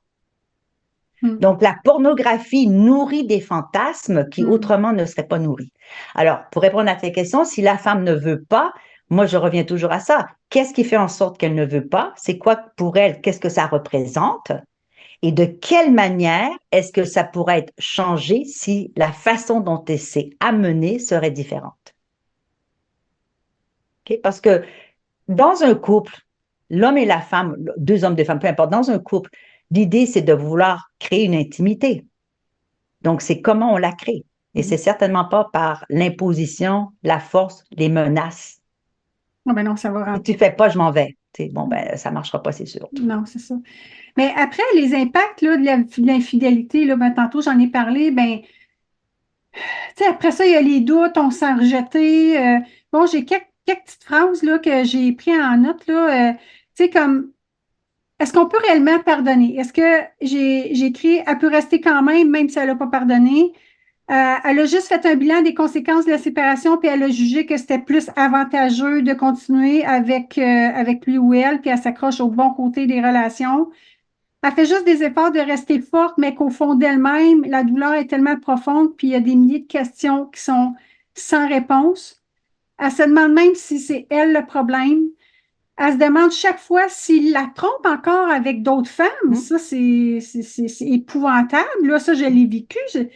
C'est difficile à vivre au quotidien parce que là, entre les actes et les paroles, c'est différent. Tu n'as plus de paix d'esprit. Puis même si tu t'efforces à être forte, à être indifférente, tu as mal de l'intérieur. Puis tu sens que tu ne pourras plus jamais faire confiance. Puis elle peut aussi ne plus l'aimer comme avant. Puis elle doute, puis il y a quelque chose qui s'est brisé. Fait que là-dedans, c'est difficile de penser au pardon, là. Alors, il y a deux écoles de pensée aussi pour le pardon. Il y a des gens qui disent, tu dois pardonner pour continuer. Et il y en a d'autres qui disent que le pardon n'est pas nécessaire. Mais dans tous les cas, on n'oublie jamais. OK? Dans tous les cas, on n'oublie jamais. Moi, le pardon, je le trouve essentiel que la personne qui a été victime d'infidélité se pardonne à elle-même. Elle-même de ne pas avoir été en mesure de voir venir. Parce que là, c'est la culpabilité qui embarque. Pourquoi je n'ai pas vu? Comment ça se fait que je n'ai pas détecté? Donc déjà, il faut que la victime se pardonne elle-même. Et l'infidèle doit se pardonner d'avoir fait du mal. Donc, je crois que d'abord et avant tout, chaque partie doit se pardonner à lui-même. Ensuite, peut-être que le pardon pour le couple est possible, mais n'est pas nécessaire. À mon avis, il n'est pas essentiel. Il peut être, mais il n'est pas. Par contre, si on ne se pardonne pas à soi l'un et l'autre, ça n'ira nulle part. Si l'homme est fidèle ou la femme est fidèle ne se pardonne pas d'avoir fait du mal, il ne pourra pas passer à travers. C'est pas possible. Il faut que lui-même se pardonne d'avoir fait autant de mal. Fait que même s'ils restent en couple, parce qu'il y en a qui, pour X raisons, pour les enfants, pour les maisons, ils peuvent rester ensemble, mais s'il n'y a pas de pardon, ce que j'ai dit, ben, tu sais, il va y avoir de la douleur, des doutes, tu sais, puis tout ça va rester là, mais c'est plus un couple, là, ça va devenir des colocataires quasiment, Ça mais venait collecteur. Puis moi, présentement, là, je suis en coaching justement avec une femme où l'homme l'a trompée il y a 25 ans. Il y a 25 ans. Et on est toujours en thérapie. Tu vois? On commence, là. Ça fait 3 mois, là, tu vois? Donc, ça reste profond. Mais tout ce temps-là, elle ne s'est pas pardonnée. Comment ça se fait que j'ai pas vu? Comment ça se fait que j'ai pas vu? Comment ça se fait que j'ai pas vu? Tu vois? Donc, elle est encore là-dedans. Donc, c'est avec elle-même qu'on fait le travail. Comment est-ce que toi, tu vas te pardonner de ne pas avoir vu? Tu as le droit d'être humaine et de ne pas avoir vu, tu vois? C'était tellement bien ficelé, tu n'as pas vu, tu étais occupé avec tes enfants, tu vois? oui, Donc, il y a un travail dans ce sens qu'il faut faire, ouais. oui, puis même aussi, moi, ce qui m'était arrivé, c'est que aussi, je voyais des signes. Mais je n'osais pas y croire, mais je me disais, ben non, mais ben oui, ben oui. Mhm. Puis j'ai dû me dire, ben, de me pardonner pour dire, ben Nancy, t'es restée dedans, t'avais des messages, là. Puis, tu Mhm. sais, Mais on reste en couple pour différentes raisons. Tu l'as très bien nommé. Ça peut être pour les enfants, ça peut être financier, ça peut être finalement on a une entreprise ensemble, on a un cercle d'amis extraordinaire, on vit le quotidien en amis extraordinairement bien. Il y a plusieurs raisons qui font qu'un couple va rester ensemble. Par contre, il ne faut pas que ça soit une raison de dire j'ai peur de partir, j'ai peur d'être seule. Ça, c'est les mauvaises raisons. OK? Donc là, c'est pour ça qu'en coaching, on peut voir, dire, est-ce que tu restes pour les raisons qui t'appartiennent et qui te font du bien? Est-ce que c'est constructif ou est-ce que c'est je vais subir mon couple maintenant parce que j'ai peur de quitter, parce que les enjeux sont trop grands? mhm. Bon, on voit dans des générations plus âgées, là, où est-ce que les femmes n'ont jamais travaillé, donc financièrement, ils sont attachés. C'est plus compliqué un petit peu. Mais maintenant, les plus jeunes générations, on a l'option. Déjà, socialement, c'est acceptable de divorcer, alors que ce n'était pas il y a 20 ans. Et puis, financièrement, maintenant, les femmes sont capables de divorcer. Donc, il est beaucoup plus facile de divorcer maintenant qu'il ne l'était il y a 20 ans.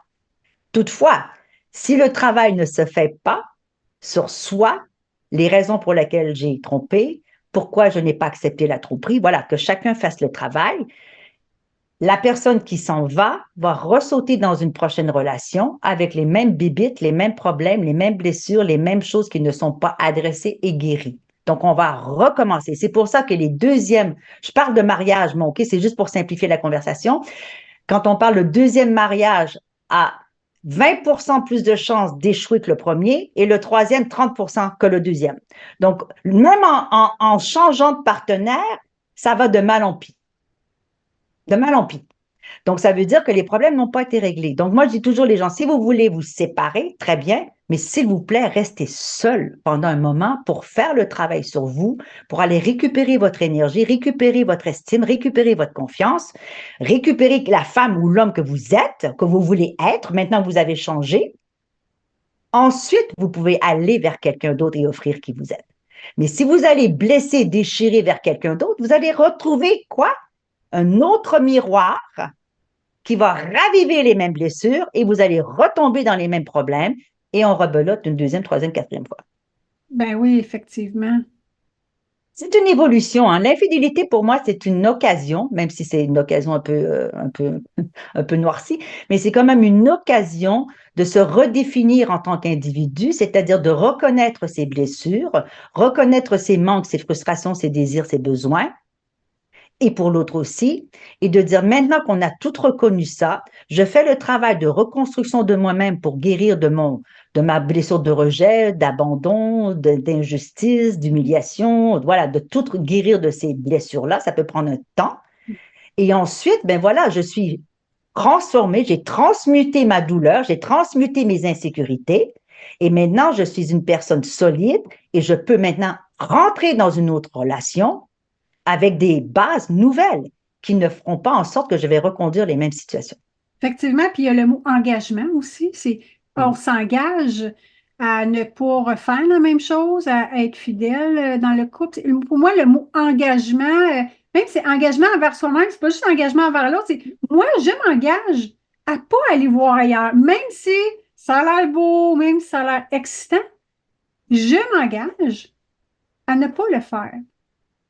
Alors, ça peut être compliqué parce que l'engagement, si par exemple les personnes se sont mariées, donc on s'est engagé devant Dieu, par exemple, ou devant Oui. les témoins de nos amis, pour le meilleur et pour le pire, la richesse et la pauvreté, pour la santé et la maladie. Et boum, ça a cassé.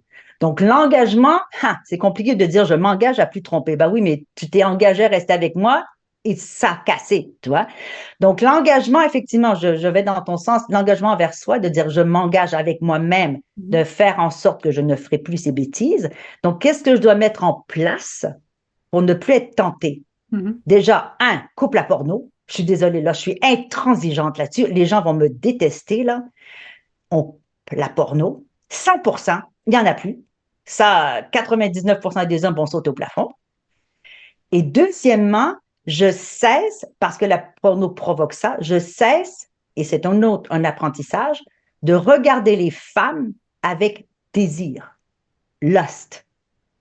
Je Mhm. vois une femme passer sur la rue, je regarde son CUL, je regarde ses seins, je regarde comment je pourrais la baiser, je regarde, j'imagine la couleur de ses mamelons, bla, bla, bla, bla, bla, bla. Voilà. Donc, de reprendre le contrôle sur ça pour dire, je regarde une belle femme passer, waouh, elle est élégante, c'est une belle femme, parfait, on la laisse passer.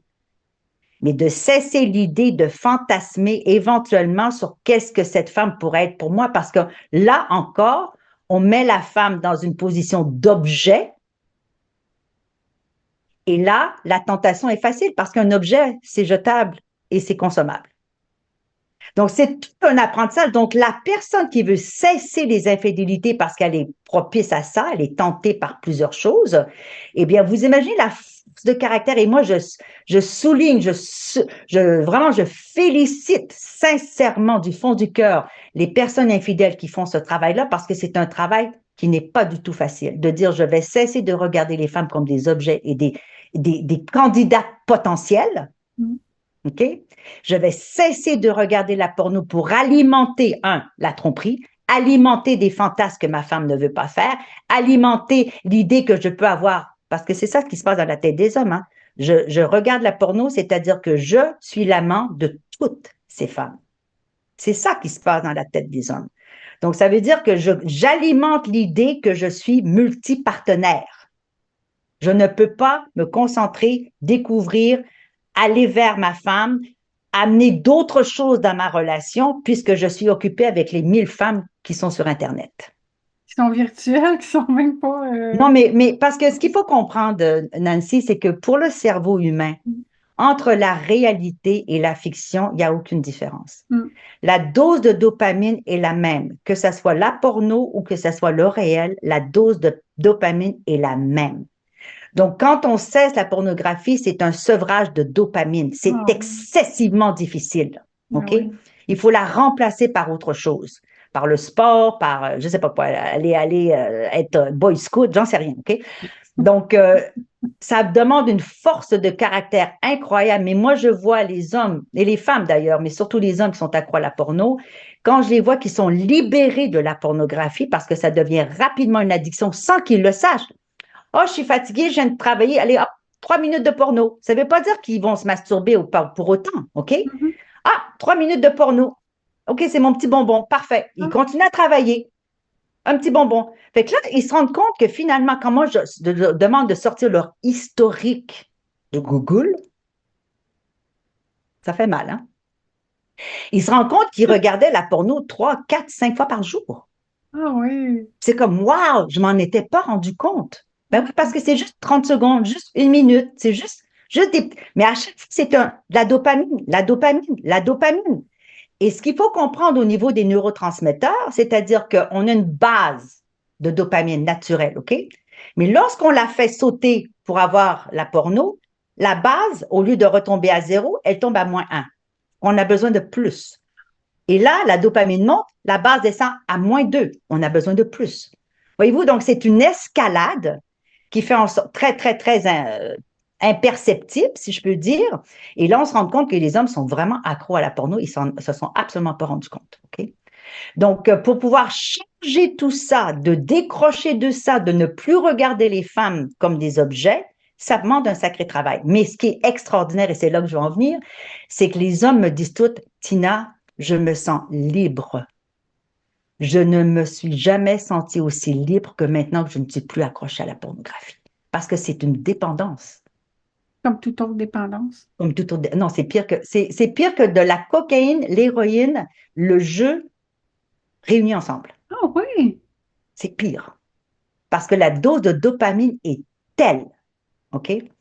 Donc, à un moment donné, si les personnes, pour donner un peu d'espoir à ceux qui voudraient faire le travail, de dire, ben, je vais me sentir libre, je vais regarder les femmes d'une autre manière, je regarde leur intelligence, je regarde leur élégance, je regarde leurs compétences, je regarde leur amitié, je regarde leur amour, je vois les femmes sur tout un autre monde que juste de dire, est-ce qu'elle est baisable ou pas baisable? Ben, et tu rencontres les relations qui sont complètement différentes avec tout le monde, là, avec la voisine, la boulangère, la collègue, la fille, avec n'importe quoi, tu vois. Ah oui. Et ensuite, c'est de dire, ben, je ne suis plus dépendant de quelque chose où je n'ai plus le contrôle, parce qu'ils n'ont plus le contrôle. Là, soudainement, je dis non, je reprends mon pouvoir, je reprends ma sécurité, je reprends mon émotivité.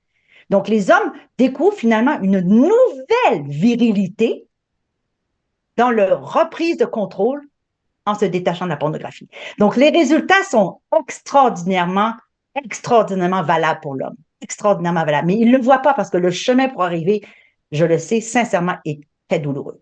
Je ne peux pas mentir, là. Mais c'est possible. Ah, j'en ai vu, j'en vois tout plein.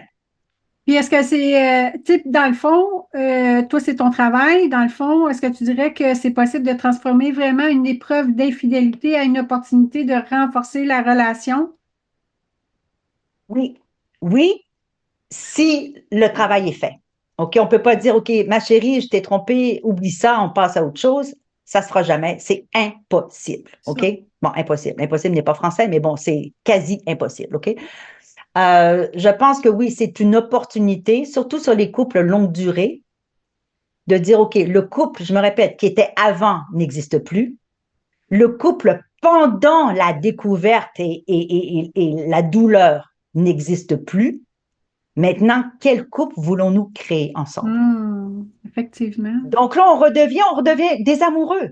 Le dating, les coquineries, les découvertes, les nouveaux fantasmes, les nouvelles activités, les nouveaux amis parfois, les nouveaux comportements. Donc oui, ça peut être une opportunité. Et moi, j'y croyais pas beaucoup. Franchement, là, au départ, là, quand j'ai commencé à faire ce coaching-là, je me disais, aïe, aïe, aïe, ça, donnez-moi des couples qu'effectivement, c'est bien beau de le dire, mais montrez-moi des couples. Ben, j'en vois et j'en revois. Des couples qui se disent, wow, mon couple est différent. C'est pas le même bonifié. OK? On Non. s'entend là. Mon couple est différent, mais le couple que je vis maintenant, c'est un super méga beau couple. OK? Ah oui, puis Donc, il avec faut faire les deuils et aller de l'avant. c'est ça, faire un deuil aussi de Oui, l'ancien couple, tu sais, on totalement. pouvait aimer avant de savoir l'infidélité. Puis tu as répondu justement à ma question, c'était aussi comment prévenir l'infidélité dans une relation. Ben, c'est de se faire des dates, de se redécouvrir, de peut-être faire des activités ensemble. Il y en a qui n'ont même pas une activité. On comprend qu'on n'a peut-être pas toutes les mêmes, mais y a-t-il quelque chose, un lien entre vous deux que vous pouvez faire, une activité? part la vaisselle puis les enfants, là, tu sais, il faut qu'il y ait quelque chose, tu vois. Et souvent, la femme dans les relations, je trouve ça un petit peu dommage, mais elle s'oublie beaucoup lorsque les enfants arrivent parce qu'elle n'a pas le temps. Elle a la charge mentale, elle a la charge d'éducation, les courses, le soccer et compagnie, compagnie, compagnie. Donc, elle néglige sa vie personnelle et elle va souvent embarquer dans la vie personnelle de l'homme. Elle va faire l'activité de son chum. Elle va aller avec les amis de son chum. Tu vois? Donc, elle se délaisse un peu dans ses goûts à elle. Tu sais, exemple, du n'importe quoi, elle faisait du tricot, puis là, ben, elle n'a plus le temps de faire du tricot. Tu vois? Donc, de préserver l'individualité, qui je suis en tant que femme, qu'est-ce que j'aime faire, et que l'homme puisse avoir ça. Mais là, en même temps, là, ça prend de la liberté. Et la liberté dans un couple, ça prend de la confiance. Donc, si mon chum va faire, je ne sais pas, il va jouer au pool le jeudi soir avec les potes, ben, il faut que je puisse avoir confiance qu'il va jouer au pool avec les potes, tu vois? Ben oui, là, c'est ça, c'est vraiment. Moi, j'ai vécu une relation, justement, tu sais, il voulait pas, il aimait pas ça qu'on lui demande qu'est-ce qu'il faisait, mais en même temps, tu n'avais pas grand mot, là, tu sais, tu savais pas trop. Tu sais, à un moment donné, il faut un donnant-donnant, tu sais, il faut que tu. Tu sais, moi, je pense que dans une relation, il faut avoir confiance en soi, mais il faut que l'autre aussi te permette d'avoir confiance en lui. Parce que souvent, les gens disent, ah non, juste la confiance en soi. Je m'excuse. Non, non, Il faut non. que l'autre te Puis qu'est-ce que permette. ça coûte à quelqu'un? Qu'est-ce que ça coûte à quelqu'un de dire, coucou ma chérie, je suis en chemin, ne t'inquiète pas. Ben, Ça coûte rien. La paix dans l'âme, puis la fille sait à quelle heure elle va mettre le rose vif au four. Ouais. C'est ça. Qu'est-ce que ça coûte de dire, ma chérie, je suis en retard, je suis désolée. Au lieu de laisser partir l'imagination en vrille.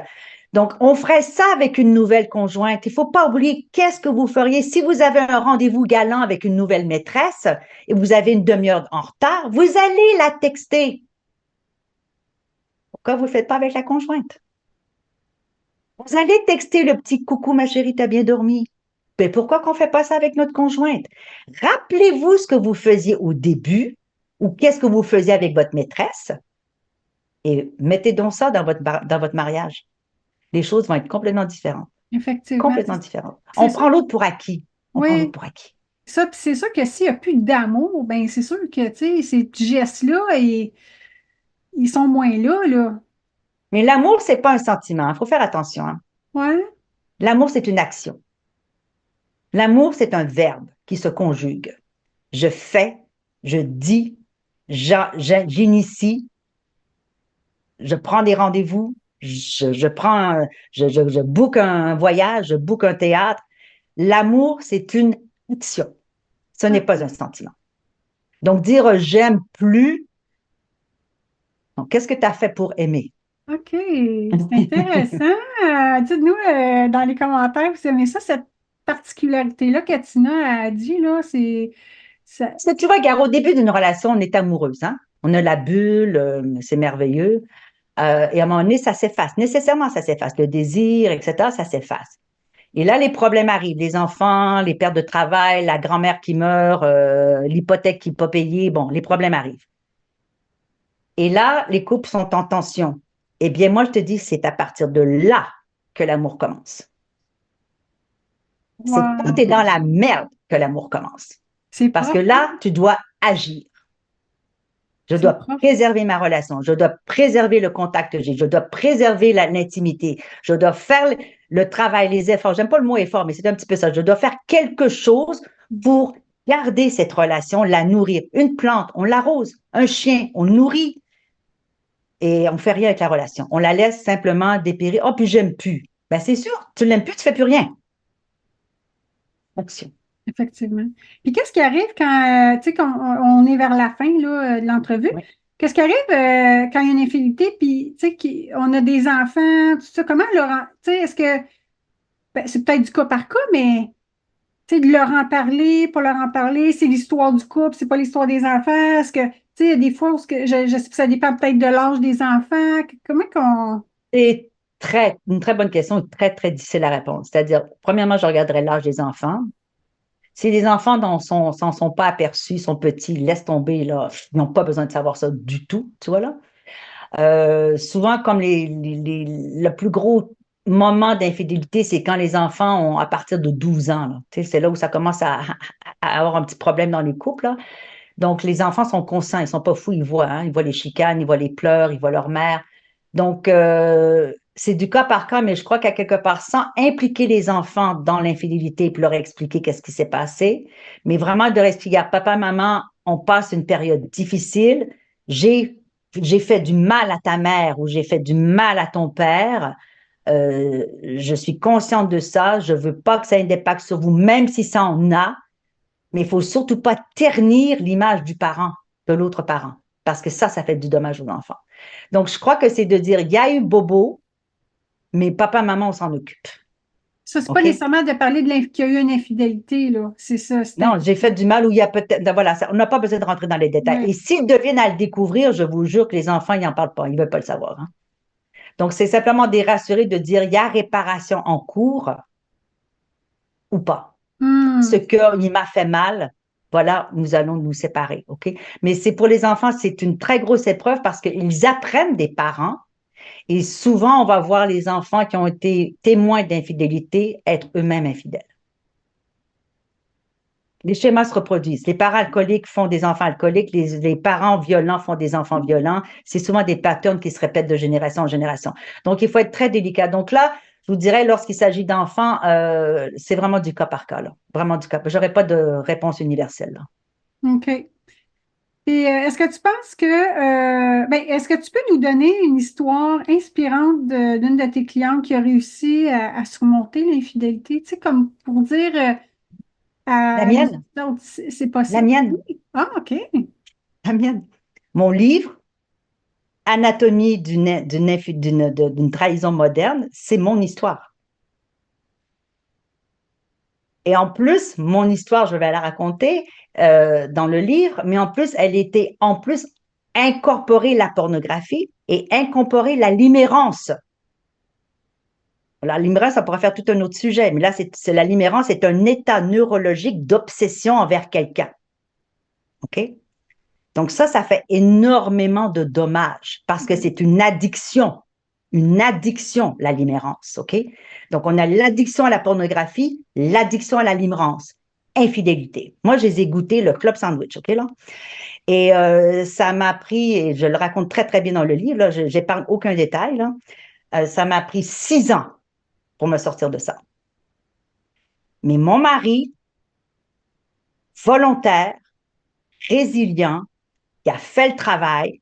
Et là, je vous jure, la relation que nous avons ensemble, j'aurais jamais espéré retrouver un amoureux. On est comme deux petits poussins neufs de 18. Mais vraiment, on est parti en voyage récemment et puis les gens disent, ah, mais c'est ta nouvelle épouse. Mon mari dit, non, c'est ma femme de 40 ans. Les gens ne croient pas. Donc oui, c'est possible. Et vraiment, je suis l'exemple vivant que c'est possible. C'est pour ça que je suis contente d'accompagner les gens parce que j'ai connu le club sandwich. Et je sais comment c'est être en mariage. Écoute, 40 ans de mariage, là, il n'y a pas beaucoup de gens qui ont 40 ans de mariage, tu vois là? Donc, je sais comment les hauts, les bas, les machins, les pertes d'emploi, les enfants, regarde, je les ai toutes vécues, les amours à distance, etc., l'infidélité à distance, bref, tout. Tu te dis, ben, comment on a fait pour reconstruire ça? Bien voilà, j'ai les outils, j'ai l'expérience, j'ai vu ce qui marche pas, les différentes options. Mais dans tous les cas, si les deux personnes ne sont pas réellement volontaires, mais volontaires, c'est-à-dire je veux, déjà la tête, les trois cerveaux alignés, hein, la tête, je veux, le cœur, je désire, je suis motivé, et en bas, je fais. Les trois cerveaux alignés. Et c'est sur ça qu'on travaille en coaching. Comment aligner les trois cerveaux? Parce que quelquefois, tu peux vouloir, mais tu n'es pas motivé, ou tu fais, mais tu ne veux pas. Tu vois, et là, il y a dissonance. Fait qu'on aligne les trois cerveaux et on fonce. Les deux ensemble. Et ça fonctionne. La preuve vivante. C'est vraiment inspirante. J'espère pouvoir inspirer les autres, surtout pouvoir accompagner les autres, parce que j'entends beaucoup de coachs qui parlent d'infidélité, mais est-ce qu'ils ont vraiment, eux, vécu l'infidélité? Est-ce qu'ils sont vraiment restés avec leur conjoint? Est-ce qu'ils ont vraiment passé à travers la pornographie, la limérance, l'infidélité? Wow, je te jure, c'est un méchant club sandwich, hein? Ouais, fait que tu sais comment la personne elle peut se sentir, puis aussi, si tu as fait le travail avec ton mari, ben tu sais comment lui, tu sais, en parlant, en s'exprimant, ben, tu Oui, sais c'est quoi aussi l'autre côté. Oui, et il est très, on va même probablement faire un podcast ensemble parce que lui aimerait pouvoir aider les hommes aussi à dire, regardez, le processus, qu'est-ce qui se passe dans la tête d'un homme? Et comme on est deux intellectuels, hein, donc on parle énormément ensemble, là, on se réveille à 4 heures du matin pour on ouvre une bouteille de vin, tu sais. Donc, Ah, encore 40 ans plus tard. Donc, on a beaucoup, beaucoup, beaucoup discuté du comment, pourquoi, qu'est-ce qui s'est passé, comment ça a évolué, où sont les douleurs, où sont les résistances, qu'est-ce qui fait en sorte que je suis encore accrochée à elle ou à elle. Voilà, tout ça, ça s'est discuté à travers les années. Donc, ça lui a pris une énorme générosité, une énorme vulnérabilité pour faire ça. Mais parce qu'il y a eu cette ouverture de cœur, d'esprit et l'action qui a suivi, eh bien voilà, on a pu raccorder. Et je vous jure, les enfants, c'est quel bel exemple pour nos enfants aussi, hein. effectivement, voir que c'est possible, mais les deux, il faut qu'ils veuillent. Ah, sans ça, c'est pas possible. Un C'est one-way, ça. c'est impossible. Oubliez ça, c'est pas possible. C'est ça. C'est pas possible. Ce serait quoi les avantages de travailler avec toi comme après une infidélité pour que les gens ils puissent dire, OK, ben, tu sais, de pas être dans leur coin et dire, on va essayer de s'arranger tout seul. Puis, tu sais, même si on veut bien s'exprimer, communiquer, il y a des choses que eux, ils peuvent ne pas aller travailler, puis que Mm. toi, tu vas être là. Fait que qu'est-ce que tu dirais, ben, les avantages? Pour faire l'erreur que j'ai faite, c'est-à-dire de ne pas consulter. Là, c'était mon petit ego, là, je suis coach relationnel. Voilà, là, je suis très, très, très ouverte, là. On veut dire, c'est vraiment mon ego. Je dis, mais comment est-ce que moi, en tant que coach relationnel, premièrement, je me suis fait avoir comme un lapin. Tu vois, déjà, il y a tout ça. Et de dire, ben non, je vais être capable, j'ai des outils, je vais être capable de m'en sortir toute seule. Je m'en suis sortie, mais ça a pris beaucoup de temps. J'aurais pu raccourcir le temps sur peut-être la moitié, peut-être même le tiers, peut-être même le quart du temps, tu vois. Donc, je crois qu'avoir quelqu'un qui s'accompagne, c'est qu'on est capable de mettre en lumière finalement certaines choses et on est capable de supporter la douleur de l'un et de l'autre pendant un moment pour qu'il y ait l'espace de réconciliation. Lorsqu'on est ensemble, il n'y a pas l'espace. On est là, là. Alors qu'avec moi ou avec un coach, c'est que nous, on tient cet espace-là le temps de la réconciliation.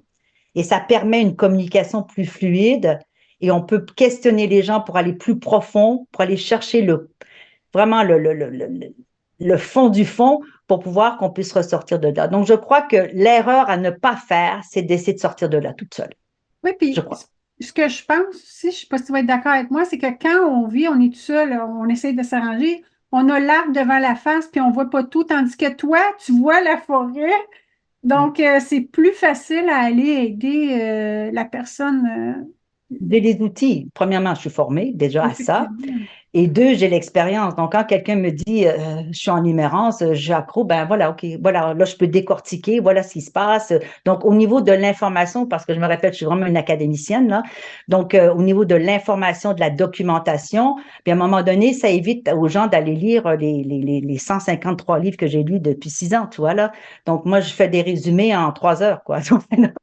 Donc, ça permet aussi d'avancer beaucoup plus vite parce que j'ai été chercher ce qu'il faut pour pouvoir offrir l'outil qui est nécessaire pour cette situation-là à ce moment-là. Ouais. Effectivement. Parce que c'est une Effectivement. progression, hein? C'est une progression. Oui. Fait que pour aller, pour aller travailler avec toi, c'est-tu par ton site web que les Moi, gens... le plus simple, c'est par le site web, hein, tinacar.ca, tout simplement. J'offre toujours un appel découverte, là, 45 minutes, un pour voir un petit peu la problématique, voir si les deux sont d'accord. Quelquefois, les femmes ou les hommes d'ailleurs viennent me voir seuls pour essayer d'avoir un petit peu d'outils pour faire un petit bout de chemin. On travaille un petit peu en seul, mais la plupart du temps, c'est qu'ils reviennent avec le partenaire au bout de quelques temps pour dire, ben, j'arrive pas toute seule. J'ai fait mon bout de chemin, mais il faut que l'autre m'accompagne. Ça fait que, voilà, par le site web, il y a Calendar. Donc, 45 minutes d'appel découverte pour voir la problématique, pour voir déjà si la personne veut travailler avec moi, parce que c'est une question d'énergie aussi. Est-ce que je conviens? Est-ce que j'ai ma façon de parler, ma façon d'être, est-ce que ça leur convient? Et il y a des couples que je ne prends pas. Ah oui. Mais il y a des couples que je me dis, vous allez perdre votre argent, vous allez perdre mon temps, c'est pas la peine. Voilà. Donc, c'est une validation de dire, OK, la connexion, elle est bonne, on va pouvoir travailler ensemble. Et après ça, bien, on passe sur un plan X, Y, Z pour savoir comment est-ce qu'on va sortir de la situation. Super. Puis, qu'est-ce que tu dirais comme message pour la fin de cet épisode? pour les gens qui traversent ça encore, même si ça fait un bout qu'ils ont vécu l'infidélité, même si en ce moment, quel message que tu aurais à leur dire? Mais moi, je dirais que ça, c'est ma croyance bien personnelle, OK? Là, c'est vraiment même pas le coach, c'est moi, Tina, là. Moi, j'ai comme croyance que nous sommes venus sur Terre pour évoluer, OK? Et pour guérir de nos blessures, pour pouvoir grandir et pour pouvoir surtout se débarrasser de tout ce karma-là pour ne pas les ramener dans une autre vie. OK? Ça, c'est ma croyance très personnelle. Alors, je me dis, ben voilà, chaque épreuve, que ce soit une perte de travail, un deuil, quelque chose, c'est une épreuve qui nous permet une certaine évolution. Et une infidélité, c'est peut-être la plus grande épreuve qu'une personne peut vivre, mais c'est aussi la plus grande opportunité pour se reconstruire et devenir finalement la personne que nous souhaitons réellement devenir guérie. Je suis tellement d'accord avec toi. Chaque épreuve, que ce soit l'infidélité ou autre chose, comme elle dit, c'est là pour nous faire évoluer, voyons, entrer en relation avec soi-même Oui. pour justement voir nos blessures, qu'est-ce qu'on a de bien aussi, hein, tu sais, reconnaître aussi, parce qu'il y en a Bien plusieurs sûr. qui ne reconnaissent pas. Parce que quand on vit l'infidélité, là, pour vrai, là, on se sent rejeté, on sent, Bien écoute, il y sûr. a plein d'affaires. Puis on se remet en question, puis là, on est comme, bon, plus belle, grosse, pas compétente, Mhm, toutes les mhm, mhm. affaires qu'on a, mais ça ne veut pas dire ça, là, tu sais. Mais ça guérit tout ça en même temps. Parce Oui, que ça, l'estime de soi, elle est juste réveillée. Je veux dire, elle est descendue, mais parce qu'à quelque part, en dedans de nous, il y avait un petit manque. Donc ça nous permet justement de s'occuper de ça aussi. Donc c'est vraiment, à mon avis, une possibilité d'évoluer, de se construire, de se valider, de se valoriser, de grandir dans tout ceci, et puis de construire quelque chose sous des bases que nous choisissons consciemment. Et non pas je laisse l'amour et la vie m'emmener vers les horizons. Voilà. Donc, ben ça, on oui. devient conscient et je crois que c'est un peu aussi la façon de, comme Carl Jung disait, de faire le travail d'ombre, hein, d'aller visiter son ombre et de l'intégrer.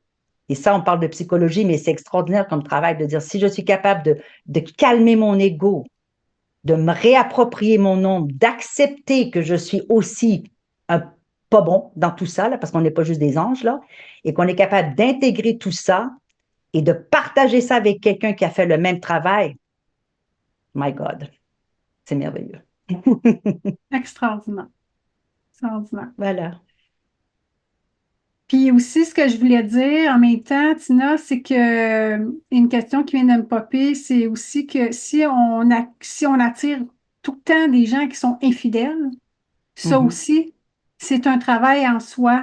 C'est pas juste d'être avec quelqu'un qui est infidèle, mais aussi si nous, on est infidèles, et aussi si on attire juste des infidèles. Hein? On reproduit les patterns. Donc, On reproduit les patterns et on va toujours rencontrer quelqu'un qui va être le miroir de ce qu'on doit guérir. c'est ça. Fait que, Aussi bien de le guérir une fois pour toutes, tant qu'à faire. Hein? OK, si, oh, faites donc ça. Il n'y a pas de jugement, hein, tu sais, de tout ce qu'on a Zéro. parlé. Je voulais le dire au Zéro. début, mais il n'y a pas de jugement.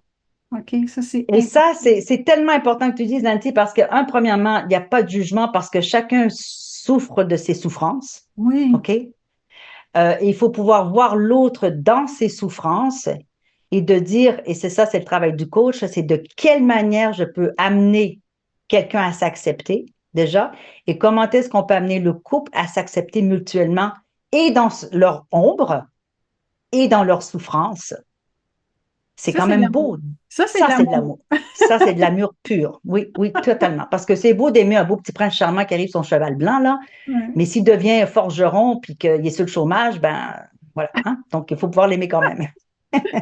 Ben, merci beaucoup, Tina, et j'espère que ceux qui vont avoir vu la vidéo vont avoir aimé tous les trucs que Tina elle a dit. Puis si vous en avez besoin, il y a de l'aide. Tina est là. C'est sûr qu'il y a d'autres personnes hein, qui sont dans le domaine qui peuvent aider parce que peut-être que Tina Pas la seule, c'est sûr. pas la seule, mais je vous présente quand même Tina parce que c'est quelqu'un qui est quand même assez compétente. Hein, vous l'avez entendu, elle a eu la même histoire de vie, plein d'histoires de vie en rapport avec ça. Donc, c'est une personne qui est vraiment dans cette conscience-là de l'avoir vécu aussi. Donc, sur ce, je vous souhaite Ben, peut-être une bonne journée, une bonne soirée, une bonne nuit, tout dépendant quand vous nous écoutez. Alors, nous, on se revoit dans un autre épisode. Bye Merci bye! Nancy. Bye bye. Bye! Si tu as vécu une infidélité, là, je sais ce que ça fait tellement mal, mal à l'intérieur, dans tout le corps. Quand tu as été trahi par l'infidélité et aussi en plus par le mensonge, on pense que jamais on va s'en sortir.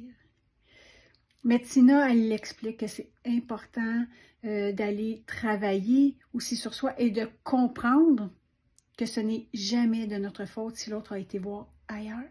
C'est important, allez vous reconstruire parce que sinon, ça va avoir des impacts sur vos prochaines relations.